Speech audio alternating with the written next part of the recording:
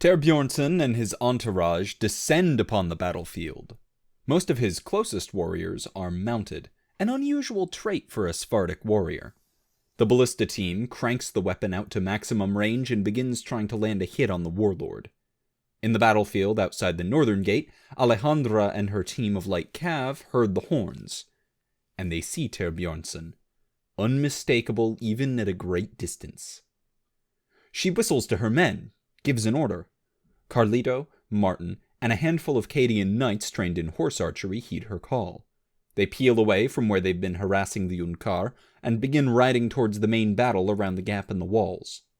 Wigglesworth heard the horns as well, and he takes most of the remaining mounted knights out to the eastern gate. Alexander, the mounted corps of Steelshod, and Volk and his knights are still mired in the edges of the main battle, surrounded by Dinham chaff and scattered pockets of more hardened warriors from Crigany or Svarden. They lay into the forces around them, trying to cut free, trampling through the lines. The scene has become messy, so here's a simple diagram to help you get your bearings. A ballista bolt tears through the line of knights from Dinham. We've developed a simple system to resolve ballista attacks.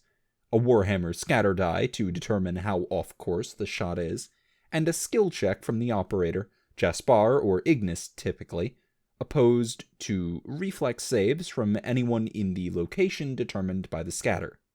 Damage is base 10, plus a backgammon die, a doubling d6 that ranges from 2 to 64, plus another custom d6 that goes 2, 4, 6, 8, 10, and then a bang.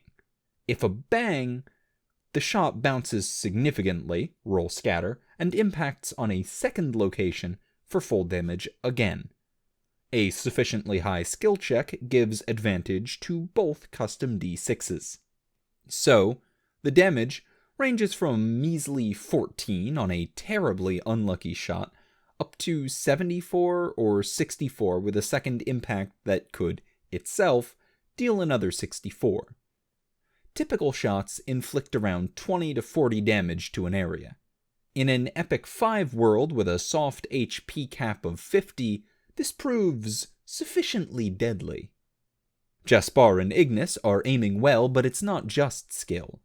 The scatter die represents the inherently difficult nature in aiming such a weapon with real precision. They continue to aim for Bjornsson as they launch bolt after bolt with the siege weapon. Wigglesworth's knights clash with the knights from Dinham. The Cadians are sorely outnumbered. But Dinham is a land of farmers, and these knights are either mentally suborned by Sephardic magic or intimidated into fighting by overwhelming force. In either case, Wigglesworth's men show their value, and they are clearly winning the exchange. Behind this clash, Bjornsson and his men continue to advance. Alexander and Volk keep fighting their way free of the crowd. Volk has kept closer to the rear, so he breaks away first, heads off with a cluster of knights to flank the enemy Dinamite cavalry. A lean figure darts forward from the press of bodies. It takes Alexander a moment to recognize the Svard. Jorg Spearbreaker, with an iron-tipped javelin in hand. The Svardic champion darts towards Volk. A short, swift charge. He launches his spear over the crowd. It flies in a perfect arc, and Jorg lives up to his name. The spear connects with Volk's sword arm with tremendous force, shattering as it pierces through mail, flesh, and bone. Volk drops his weapon and sags in the saddle, and a cluster of Sephardic warriors around Jorg charge into Volk's closest knights. Lord Wigglesworth surges into the enemy knights, trying to fight his way to his injured friend and mentor. Bjornsson keeps advancing, ignoring Volk. He's clearly headed for Wigglesworth. His elites continue peeling away in small clusters, heading for the gap or the various engagements out in the field. Finally, the ballista team gets lucky. A huge ballista bolt clips Bjornsson in the side. It explodes in the dirt behind him, showering him and those nearby in sharp fragments of wood and iron. Bjornsson staggers, just for a moment. He looks up to the ballista tower, then resumes his inexorable march towards Wigglesworth. Alexander presses Dasha forward. His warhorse tramples into the crowd, and just a few of his men try to stay at his side. Levin, Anatoly, Leon, Gerald. They cut through the crowd, not heading for the fracas with the knights, but rather intending to cut Thorbjornsson off entirely before he reaches Wigglesworth. Thorbjornsson turns to face them, and seems to recognize Alexander from the meeting. He orients himself towards them, hefting the enormous iron club in his hands. He is still flanked by dozens of elite Sephardic warriors, and several Bearsarks, Einsulf the Black standing just behind him. But he steps forward to face Alexander alone. His men on either side fan out to engage Thorbjornsson's retinue, but Alexander charges for the warlord, calling him out, telling him that he will face justice for the crimes and atrocities he has perpetuated. He holds his family blade high.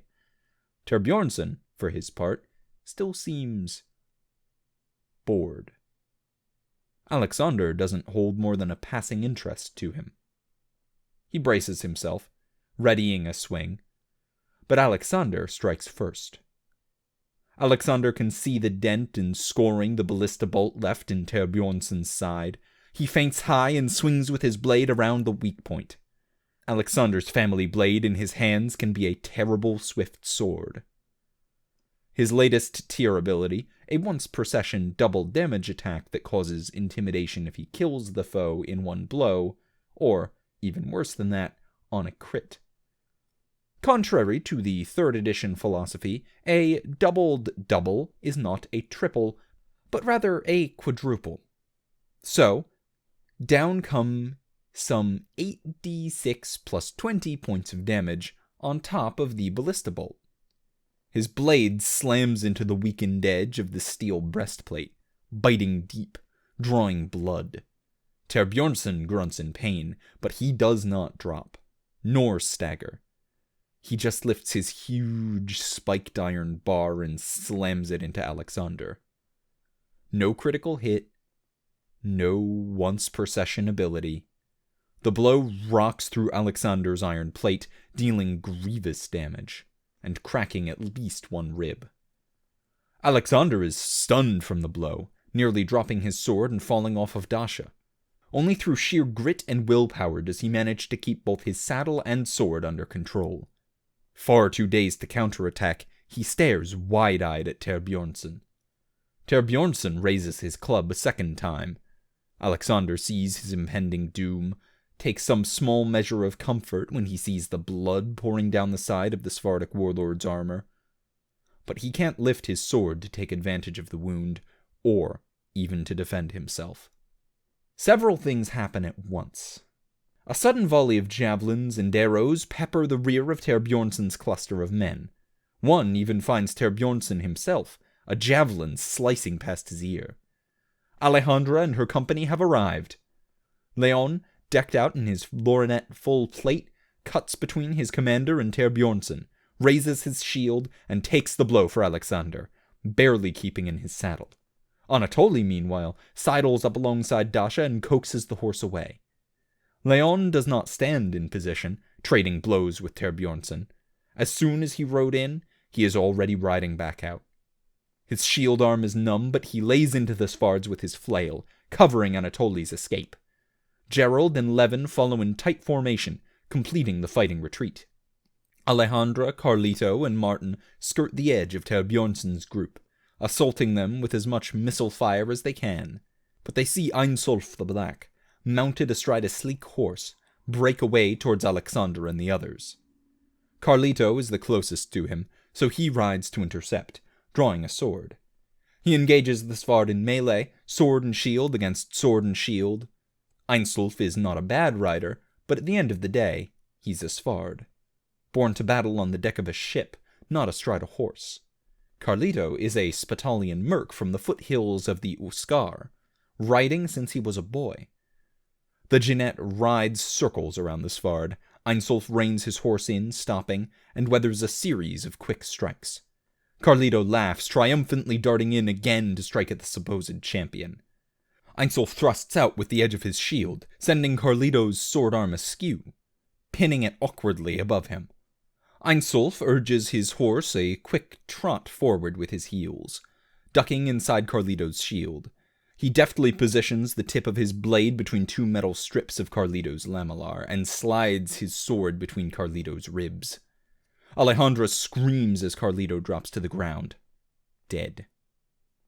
A raw sound of rage and pain. She charges forward, drawing her sword and smashing into Einsolf with a flurry of blows.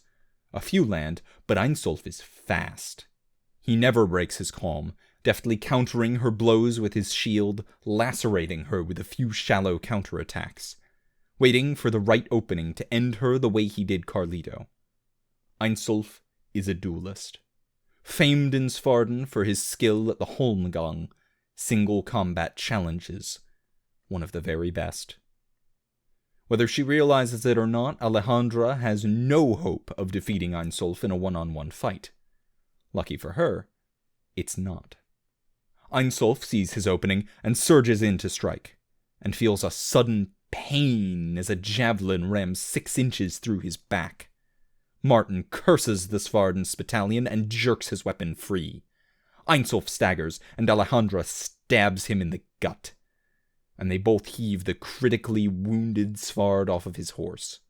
Bjornsson lets out a dissatisfied growl when he sees this, but before he can engage, the Spitalions wheel their horses around, trampling Einsolf into the dirt and chasing after Steelshod's wounded commander. Wigglesworth has managed to fight his way to Volk, and is retreating back to the walls with his mangled lord. The entire sortie force of cavalry conduct a fighting retreat until they are back behind the walls. Bjornsson does not pursue. Now that their commanders are out of the potential line of fire, ballista bolts resume raining down upon the Sephardic commander. So he begins a lumbering retreat back to his own encampment as well. His armor is stained red with blood, and he keeps one hand tight against his side. While this battle raged on the flanks of the swarm invading the breach, the battle on the front lines has raged as well. With Bjornsson's advance, Bearsarks and several of his champions have joined the front lines. The bold Brotherhood are skilled pikemen, able to withstand a vastly greater force of peasants, or a charge of heavy cavalry, but none of their training has prepared them for men that approach 10 feet in height with weapons to match. None of their training has prepared them for another of Bjornsson's champions, Gerd, the Chain-Bearer. Thank you for tuning in to Steelshod, a series by Mostly Rights, narrated by Tailforge. You can find every chapter in text format, as well as character sheets, setting information, maps, and rule documents on the Steelshod tabletop system in the link below. If you'd like to support the channel, you can pop down to the description and use the Patreon link for recurring donations, the PayPal.me link for one-time donations, the Teespring link for shirts with the incredibly cool background art by Nobody, or use the DriveThruRPG affiliate link the next time you're looking to try a new system. If you'd like to support the author, you can find Steelshod merch on the MostlyRights.com store, or donate to the Mostly Rights Patreon, which are both linked on reddit.com/r/mostlyrights down below.